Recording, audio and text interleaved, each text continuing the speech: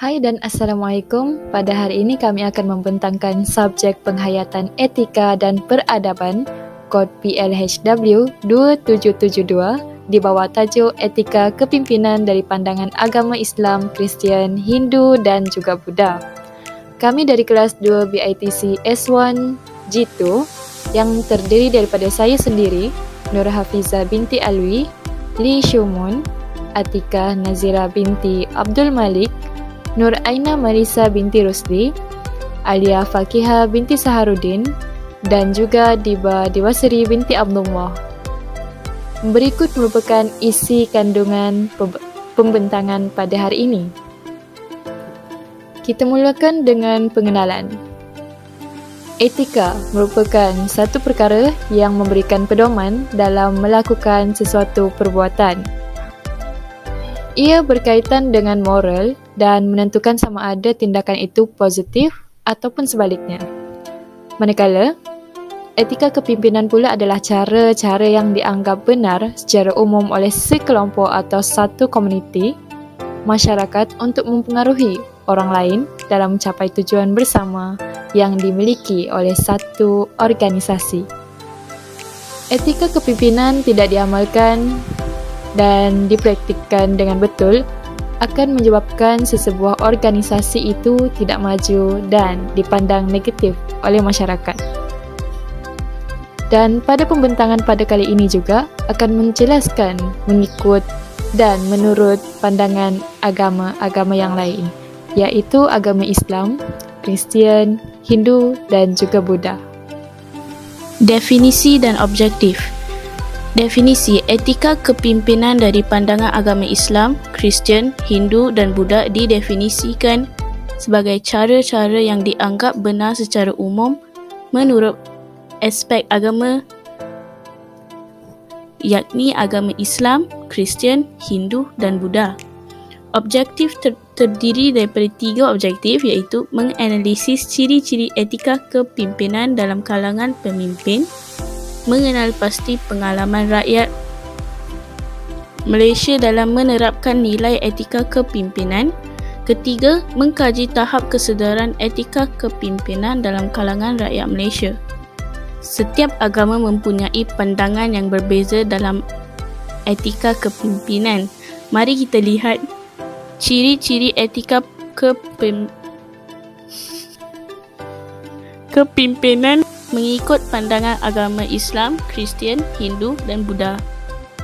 Etika kepimpinan dari pandangan Islam adalah setiap pemimpin hendaklah bersikap jujur, amanah, tabligh yang membawa erti komunikatif dan fatonah iaitu cerdas. Setiap sifat-sifat ini adalah berkait rapat dengan sifat yang ada pada Rasulullah, iaitu pemimpin agama dan juga pemimpin negara. Rasulullah SAW merupakan suri tauladan bagi setiap orang, termasuk para pemimpin. Seterusnya, etika kepimpinan dari pandangan agama Kristian pula adalah kehidupan seorang pemimpin harus membuktikan bahawa dirinya sebagai pemimpin yang bertanggungjawab dan sanggup memikul tanggungjawabnya sehingga akhir.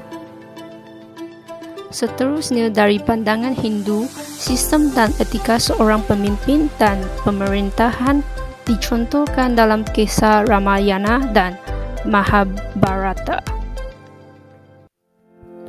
Dari pandangan Buddha pula, pemimpin hendaklah bersikap menyebarkan pidato di hadapan masyarakat berlandaskan fakta yang benar serta tidak menyulitkan seluruh rakyat. Seterusnya, menurut Sang Buddha Gautama, seorang pemimpin tidak boleh menyalahgunakan kuasa yang ada pada pemimpin sewenang-wenangnya.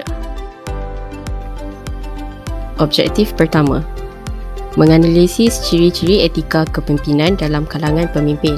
Ini kerana berdasarkan 4 nilai yang boleh digariskan dan sepatutnya dimiliki oleh seorang pemimpin, iaitu seorang pemimpin mestilah selesa berinteraksi dengan pelbagai kumpulan pihak berkepentingan di dalam atau di luar organisasi sendiri. Sangat mementingkan keadilan, tanggungjawab peribadi bukan secara kolektif, memiliki pandangan jauh untuk melihat semua aktiviti sebagai matlamat yang kebiasaannya dapat mengikat organisasi kepada persekitaran. Objektif kedua, mengenal pasti pengamalan rakyat Malaysia dalam menerapkan nilai etika kepimpinan. Faktor pembentukan etika individu adalah dari ibu bapa berlandaskan pegangan agama masing-masing. Nilai peribadi adalah dibentuk berdasarkan kepada prinsip kekeluargaan, amalan budaya dan agama dan nilai-nilai murni serta sosial yang diamalkan oleh ahli-ahli keluarga. Objektif ketiga, mengkaji tahap kesedaran etika kepimpinan dalam kalangan rakyat Malaysia. Setiap individu hendaklah mempunyai tahap kesedaran etika kepimpinan dalam kehidupan, sama ada kepimpinan untuk memimpin diri sendiri ataupun pada skala yang besar seperti memimpin suatu organisasi.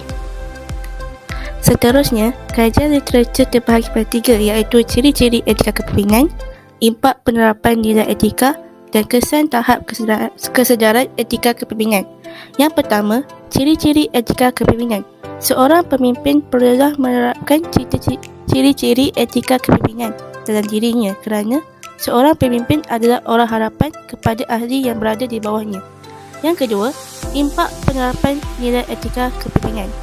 Etika dalam kepimpinan amat penting untuk diamalkan dalam kehidupan lebih-lebih lagi bagi memimpin masyarakat yang berbagai kaum.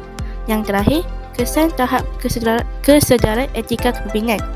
Kesedaran terhadap pengamalan etika kepimpinan amat penting bagi melahirkan serta memastikan benih-benih generasi akan datang menjadikan etika kepimpinan sebagai amalan yang baik. Kaedah kajian.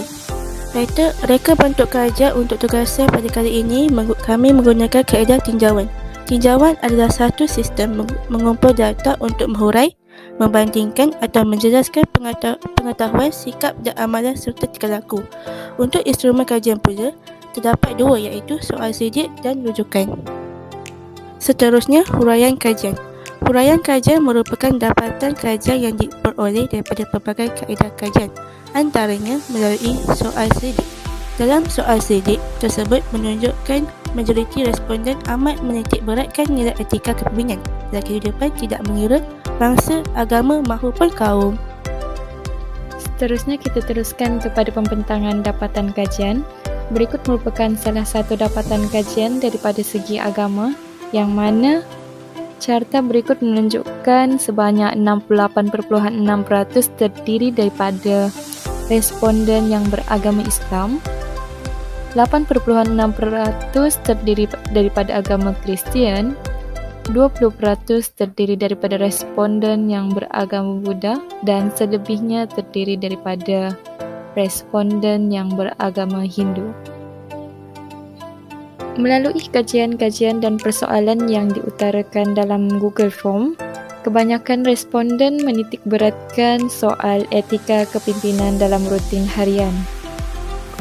Akhir sekali, antara langkah penambahbaikan dalam kajian ini adalah penglibatan pelbagai pihak seperti diri sendiri, ahli keluarga, masyarakat dan kerajaan diperlukan untuk membantu seorang individu untuk meningkatkan etika kepimpinan dalam diri seseorang.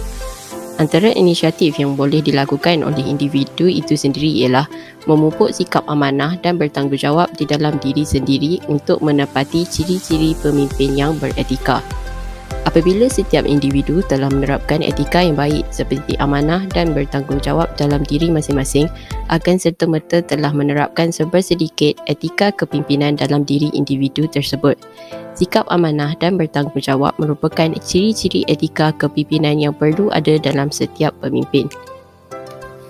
Selain itu, inisiatif yang boleh dilakukan oleh ahli keluarga seperti ibu bapa boleh menggalakkan anak-anak untuk menyertai program ataupun kelab untuk memupuk sifat kepimpinan dalam diri. Aktiviti-aktiviti yang dijalankan dalam program atau kelab boleh memupuk nilai-nilai murni dan etika yang baik. Hal yang demikian juga dapat membantu seseorang individu untuk menerapkan etika kepimpinan dalam diri. Maka dengan itu, berakhirlah pembentangan untuk tugasan etika pada semester ini. Diharapkan agar pembentangan tugasan ini dapat memberikan input baharu. Sekian, terima kasih.